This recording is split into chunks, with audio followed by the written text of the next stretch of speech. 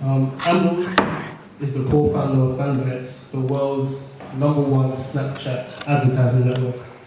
Fanbytes launched in 2017 and already counts brands such as Universal, Warner, and Sony amongst its clients. And yeah, Ambrose is here to tell you how to scale your business from £0 to £100,000 of revenue. So give a round of applause to Ambrose. So I am Ambrose and I'm a co-founder of Fanbytes, and I guess I started a business 4 years ago. It kind of depends on how you count and what stage we're at. When I was 19 years old and I was in my second year of university. And the business really has evolved over the years. What we did when we were in our second year of university and when we were starting out is very different to what we're doing right now. But if I was to try and summarize what we do right now, we basically built a platform which helps make it easy for brands to advertise through social video. And whilst there's many different ways and avenues in which we do that, one of our most prominent avenues is through Snapchat. We built a network of around 50 million millennials on there through a mixture of Snapchat influencers as well as other media assets, which we can tap into at any given moment to help brands to reach that demographic. This has led to brands such as Imo was saying, Universal, Warner Music, Charlotte Tilbury Beauty, to really get in touch with the younger generation, Gen Z. So now we're a team of about 10 people. We're based in Old Street. We've raised around $500,000 in investment so far, and we're just looking to really scale. So I guess for my talk, I want to give it this title. So how do you scale a tech startup from £0 all the way to £100,000 in monthly revenue, right? And I'll be honest, if you hear that, it probably sounds like almost a ridiculous goal. Like if I told all of you guys to like just go off now and just start a business and get it to £100,000 in recurring revenue, it's like, how do you actually do that, right? I remember when I was like 19 and 18, and before I even started my venture, I always saw success stories of people who had become millionaires. And in my mind, what I thought was, maybe these guys are, what you need to do is first just get this crazy revolutionary idea, which is going to like save the world and is going to do something crazy. And then you just need to, because your idea is so good, it's just going to suddenly take off, and then suddenly you're going to have all the money rolling in, right? So I had no idea on how do you actually practically go and do that. But what I realized is that I was literally looking for some sort of weird silver bullet which would get me there overnight, right? And what I'd really encourage you to do is realize that it's completely the opposite, right? There is no silver bullet. It's more a case of over a long period of time making those 0.1% increments of improvement over a long period of time consistently, so that eventually you get to like the £100,000 of revenue. And really, there's kind of two reasons why you want to kind of take this approach and set milestones. So rather than thinking of how do I go from 0 to £100,000 of monthly revenue, you should be thinking, how do I go to my next revenue milestone? How do I go to £1,000 of revenue first, then £10,000, then £100,000, in monthly revenue? And there's two reasons for this, and the first one's obvious. It's kind of if you break a big goal down, then you're going to be a lot more attainable and seem more realistic. You'll stay more motivated.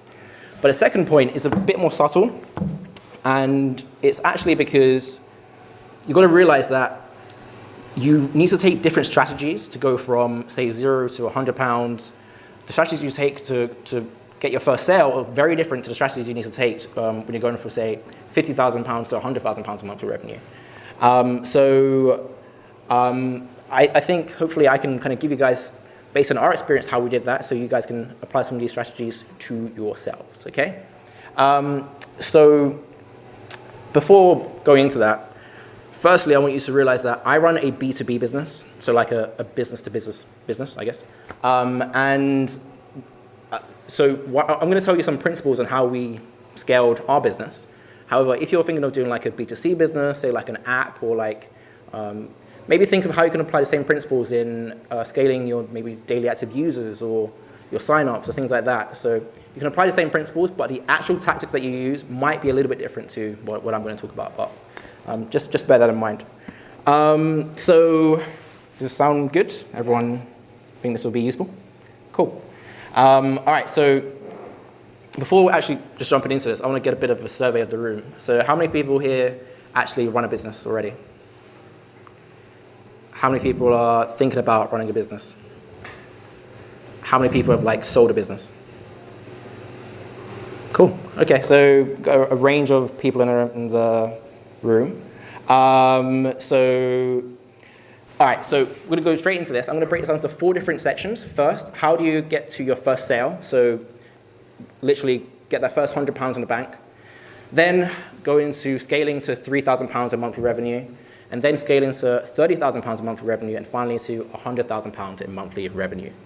And before we do that, I want to give you kind of a preliminary principle which you should apply to your entire journey, right? Which is view your business, or view every product as 50% product development and 50% marketing.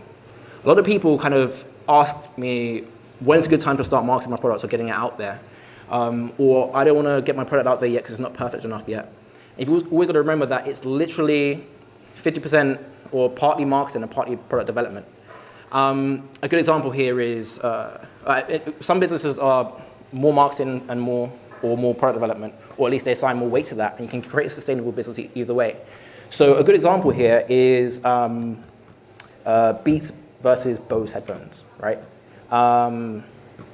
Which headphones are better, Beats or Bose? Bose. You think Bose? Yeah. Anyone think Beats? Who thinks Beats? I think Beats. Who thinks Bose? So, I mean, it kind of depends, I guess, where you assign value. I have Beats headphones, but Bose headphones are definitely better. They're better in quality. They're better in literally every single technical aspect. However, Beats headphones are a little bit cooler, so, you know. But the difference is that they both have sustainable business models, but Beats, if they're worse headphones, why do you think they sell more? Anyone? Essentially, because they essentially pump more money into marketing. They put money in front of big brand ambassadors like Drake and big influencers to make you feel like their product is really good. So it's more like the perception you have of the product as opposed to the actual quality. Whereas Bose don't do as much in marketing, but they spend more in product development. But they can actually sell their headphones for cheaper, even though it's better, right?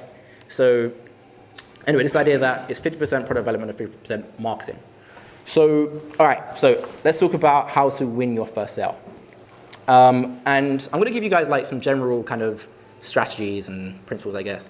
But there are more, but here's the main ones, I think. So when it comes to winning your very first sale or getting the first £100 in the bank, the first thing you're going to do is turn hustle mode on, right?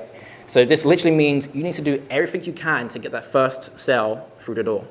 And take this idea down as well, which is you want to do the things that don't scale. So you want to do things which are more manual and do things which are you wouldn't do if you were in a massive company, right? So you need to be really personal about everything. So go and literally knock on doors. Be the guy who's picking up the phone and trying to get in front of the sales exec for some company. Make your offer literally irresistible so that it's a win for them, and it might even be a loss for yourself. Maybe you're even funding it. Maybe you're saying, hey, look, I'm going to give you this for half the price, and it actually costs you guys 10% more. Take a loss in the beginning because you want to get the first sale through the door. And the reason why it's going to help is because it's going to allow you to build case studies and do things like that. And also to just test things. So initially, you really want to be faking it till you make it. You want to be doing those weird things. I remember with one of our first sales, we took a trip all the way up to Cambridge. We were doing something a little bit different to this whole influence marketing.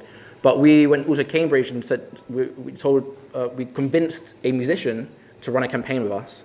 And we literally gave him a personalized proposal. We said, look, we've got the t-shirts for your campaign. Here they are. We literally put in that investment up front to get that first sale through the door.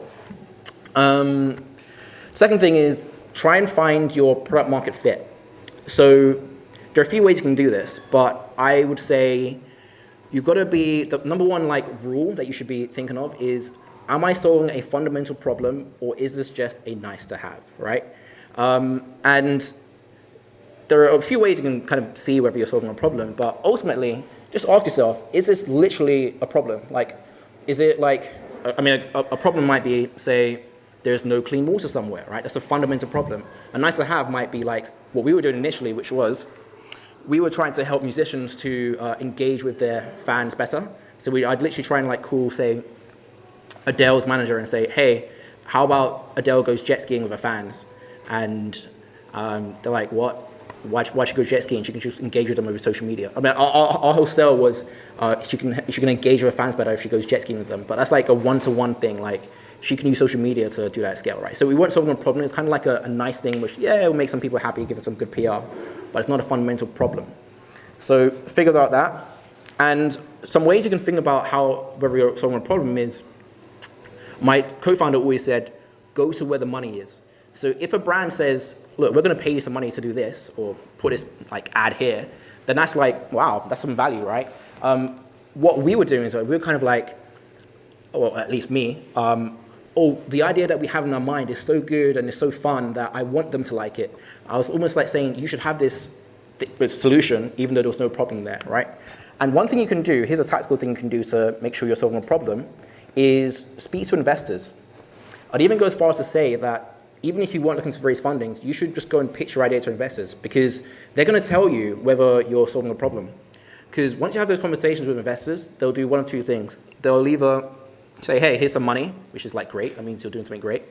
Or they'll say, you know what, if you change this, this, and this about your product, then I'll give you some money. So then all you need to do is go away and change those three things, and then they'll give you some money. And you've got to remember that investors are very entrepreneurial. They're very, I guess, seasoned. They have experience of invested in companies and know what works well. So they're going to know whether you're solving something of value. The final thing I'll say at this stage is you want to find, especially if you're like just doing it on your own, you want to find an entrepreneurial co-founder. So you want to kind of be generalists at the start, where you're both like, you know, generally being able to do many different roles, because you are doing the things that can't scale. Later on, you'll start to look for specialists, but we'll get into that. Okay, so feeling good? Got your first £100 in your bank, all right? Every month, you know, that's good. All right, so now we're going to talk about scaling to, say, £3,000 monthly revenue. And I remember when we started at Fanbytes, and we finished our first year. In the first year, we did like £2,000 or something. And my co-founder said, you know what, I think now we should try and do £3,000 per month in revenue, right? I was like, you're crazy. Like, we've only done £2,000 in a whole year. How do you expect us to ramp up to 3K a month, right? To me, it was still so far out of my reality. But at least I'd found that I could actually get someone to pay money to me for anything, right? So I had that little bit of confidence. I'd say, so one of the main things, funny enough, that you can do to immediately get yourself like more revenue is simply increase your prices. Like literally say, so I have this funny story. My co-founder would say, as we got to the stage, he said, all right, we have a new rule, which is, we call it the 2K minimum rule. All of our prices start from £2,000 and minimum. So we were selling contracts for like £100, £200, and he said, if anyone doesn't agree to £2,000, even if it's like 1,500, you just say no and you just let them go. So we turned down business, but we did get those two clients who said, yeah, we'll give you £2,000. We were like, wow, it's just that easy, just increase your price. You'll be surprised on how much value you actually bring to the table, but it's through showing them that initial value that they're able to then buy into and say, yeah, okay, let's spend some more money with you guys, right? Whilst you're in this phase of trying to scale to 3K a month, I'd say you really want to focus on dominating one specific niche and not trying to do too many things. So don't be too scared about pigeonholing yourself as the guys who just serve that one type of client or have that one sort of market. I would even go as far as to say you want to make it seem like that's what you specialize in and get some press about it. Get some articles saying how amazing you did a job specifically in the entertainment industry, for example, right? And what you want to do is you want to use this time to build really valuable case studies in one niche. So imagine you have loads of different case studies where you're just doing this one, for us, it's like this one ad format for this one client, and Like when another client in that same niche comes, it's like, of course we'll go with you, like you're dominating this market. So I'd encourage that. I'd also encourage you to, at this stage, on the product development side of things, so if that's the marketing side, on the product development side of things, I'd say you'd actually be better off outsourcing your development team for now. Reason why is because right now you're still doing things very manually and you might not be so sure of where your product's going.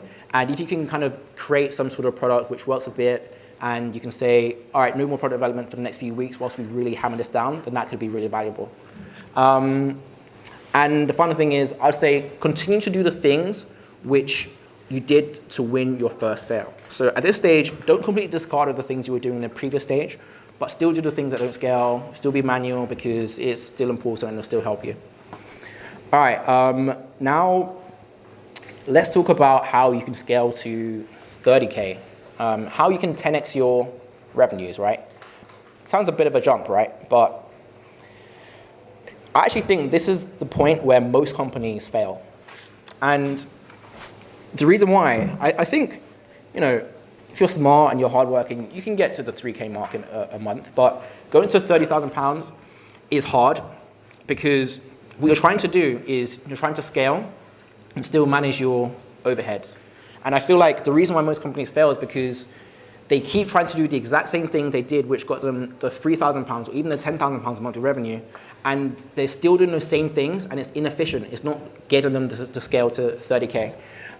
So at this point, you really do need to think of how you can switch up the strategies.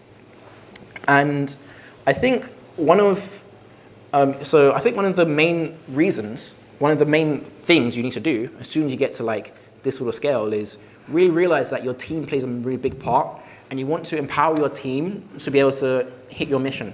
So the very first thing you should do is you should try and think of, you should try and really clarify your company mission. So you can ask, if I go to anyone in your team, say you're like 6 people at this stage, if I go to anyone in your team and say, what is your company mission and what do you stand for? I get the same answer from everyone. And this can be quite hard, I'm not gonna lie. I mean, even today we have problems with this, but our slogan now is, well, we help brands, or we make it easy for brands to advertise through social video, right? And then through that, we very strong on Snapchat, do some Instagram stuff, but it all ends up to the same goal. And what you want to do is make sure that everyone is on board with that. So a couple of things you can do to help this is, firstly, write some what I call operating principles, which is some principles which your whole team can use to make decisions. So make some general ones within the company in general, and then also make some departmental specific ones. How are sales done? How are campaigns done? Just some overarching ideas and principles. The second thing you can do is write OKRs. So I don't know if any of you know what OKRs are, but they essentially stand for Objectives, Key Results. And this was an idea pioneered by Google, and a lot of companies use it. And essentially, you have that big North Star. We help make it easy for brands to advertise through social video. Then beneath that, you have the different objectives for different departments. In the sales department, it might be, we want to completely dominate the entertainment sector. For the, the growth department, it might be, we want to grow the most engaging beauty channel on Snapchat. All of these are the objectives, and then beneath that, you have key results. And the key results are quantifiable things which you can assign to different people within your team. So say one salesperson needs to hit their quota of say 3 sales per month, right? And then if everyone is hitting their OKRs and everyone is hitting their key results, then it follows the trail up and allows you to push that North Star forward, which is your overall company objective. So do that. The second kind of idea that I want you to take away is, at this stage of your company, you want to try and systemize and procedurize as many things as you can, but without getting too obsessive. But what I mean by that, by systemizing, is essentially you want to create repeatable systems for doing things within your company, both within your internal team and both for people you may be outsourcing things to.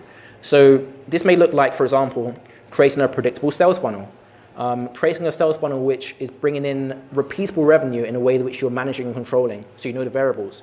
So for this example, to help paint a picture, they might start with first defining your ideal customer profile and saying, this is the sort of client we need to go after, or at least this is the sort of client that this sales rep in your company needs to go after. Then you have what you call a sales development rep. This is someone who's purely prospecting, someone who's going out and getting the accounts into your pipeline and qualifying them. You also have the principles of how you qualifying leads, right? And then finally, you have the actual quota-carrying salesperson who is selling the qualified leads to close, right? But for them, you have, a system and a procedure which they can follow. So, for example, they're going to follow this sales script. They know what a qualified lead is. They know when to push them through your pipeline. There's all these things which they're doing in a repeatable way. For anything you outsource, you literally have these written documents which go through steps of 1, 2, 3, 4. Maybe it's your bookkeeping which you want to sort out. You say, this is how it's done, and you shouldn't deviate from this because it's kind of like a repeatable task, right? So you want to essentially try and systemize and procedurize everything.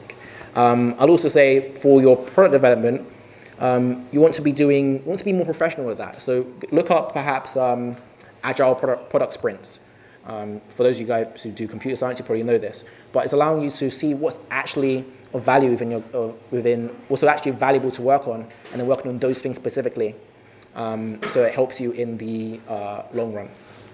So the final thing I'll say for this section is, remember the idea that previously you were dominating one niche. Now that you've done that, you can then use these systems and procedures to help you extend to other niches. Maybe take the next biggest sidestep. So if you're focusing on the beauty sector, then go to the fashion sector and dominate that one. It's going to be an easy transition. And then, so that could be a good way to kind of like ramp up or 10x your revenue. All right, so now how about the big 6 figures? So how do we scale to 6 figures in monthly revenue? And I'd actually say that once you've got to say £30,000 a month of revenue, going to 6 figures is actually kind of easy. It's kind of just doing more of the same, but with a more refined strategy. So let's go through some of those things now. So at this stage, the kind of main principle you need to be thinking is, how can I empower my team to do more, or how am I empower my company to produce more output without needing me? So you're almost kind of trying to get yourself out of it. So one thing which I was very guilty of is micromanaging and trying to do things myself, right? Say there's a small little problem somewhere, then rather than letting the employee do it, I'll just jump in there and be like, no, do it this way. And what I found is that I was actually a bottleneck in the company. Even the procedures that I wrote, and I said, here's some procedures, I was like getting so obsessed with procedure, like you didn't do it correctly, you didn't follow step 1.3, right? And then I'll change that one procedure. So you want to be able to empower your employees to produce more output. And I think that this starts off with creating literally an indispensable workforce. So you want to hire A-star employees. You can get away with bad hires earlier down the line, but at this stage, you've really got to hire A-star employees who you can trust to go and make those decisions that you would make. So this starts with creating an organizational chart. If you're interested, look that up. It's essentially a way of seeing who does what in the company and who the managers are. Because you want to hire mini CEOs at this point. So for example, maybe you have the sales department, then you have the VP of sales, then you have the head of direct marketing, the head of content marketing, and see how they all work together. And you want to make sure that they're able to actually manage people. Because I would say that at this point, your team is arguably your most valuable asset, and you want them to be, even if you're paying them 60 grand, and you're kind of like leanish, the ROI that you get on that could be amazing, right? So put the right incentives in place. It will help you in the long run. Oh, and also I'd say at this stage, you want to hire specialists. So previously, you wanted more generalists, could do more things, but now the number one question we ask our employees when we interview them is, what's your superpower? And if their superpower, some people literally say, oh, my superpower is I can do a lot of things. And we say, no, bye, go. We want the people who say, I'm really, really good at SEO marketing, for example. I'm really, really good at, I love selling people, right? What's the one thing that they're literally so good at? So that's that. The next kind of idea you want to do is install one-to-many marketing. So this can take form in a few different ways, but essentially, previously, you may be kind of getting a lot of press and doing things like this and that, but you actually want to be able to acquire your own influence, right? Because you can't always be borrowing that influence from a publication. So do things like host workshops, create some thought leadership, maybe do some, gain some authority on LinkedIn. There's a lot of like LinkedIn influencers these days, right? Maybe work on your company brand, maybe work on your personal brand. Do things you can to allow yourself to almost advertise yourself, because at this scale, you've got to have that presence in the market. You'd also, I'd say, try and leverage partnerships and referrals. So if you can have conversations with people who can, say, refer other clients to you, then go for them. Like, you realize that it might be a small investment up front. It might say, all right, in order to do that, you have to pay us this amount up front. But those are really crucial investments that you can make. The final thing I'll say on this is you should, if you really want to scale to, say, 6 figures, then you should be thinking, how can I maximize my existing clients' lifetime value, all right? And the way that this looks is perhaps you might be extending your offering. Maybe you're adding a bit of value here and there. And the reason why this is so powerful is because these people, you've already sold them. You don't need to resell them. They're already in your ecosystem. So you can go to them and say, hey, we did an amazing campaign for you here. How about you like to try like some more creative things here? Maybe you'd like to do some something slightly different to what you came to us for initially, but we can still do it for you. They already trust you. You have the authority, so go and do it. So yeah, those are some kind of ideas on scaling from 0 to £100,000. I hope this kind of like gives you an idea of how, if you take it in chunks and adjust your strategy each way through, it doesn't actually seem as scary an idea. And you obviously don't need to do this like overnight. So this has taken us like 4 years to get to where we are today, right? But I hope that it is useful. And I want to leave you with kind of 2 things before passing back to Immo, which is, firstly, as you go through this, you're going to have a lot of times where you fail or you need to pivot or change your idea. And what I realized is, at FoundBytes, we've literally had like 4 different business models. And every single time we pivot, our idea gets better and better, and we get more and more revenue. But each one can, in itself, can almost be seen as a failure. And what I realized is that people don't really remember the failures. They only remember the successes. So even if you do badly and like, people won't even remember that bad idea you had. It's almost like, as long as you later down the line pick it up and do well, then you will be rewarded for that. The second thing is, final thing is, whilst I've talked about milestones and first going to £1,000 and then 10,000, blah, blah, blah, blah, don't assign your kind of like success or happiness to the milestones that you hit, because you can end up in that cycle forever, right? These are literally arbitrary numbers, and the intrinsic success that you get is enjoying the process and actually making those growth or learning something. So even if you didn't make a single sale, but you learned something, then that's a win, because you can take that lesson to the next idea or the next thing. And persevering through that is really going to help you in the long run. So yeah, that's me. I'm done. I think there's Q&A later on after these guys are finished. So yeah, I'll be happy to answer any questions that you guys have.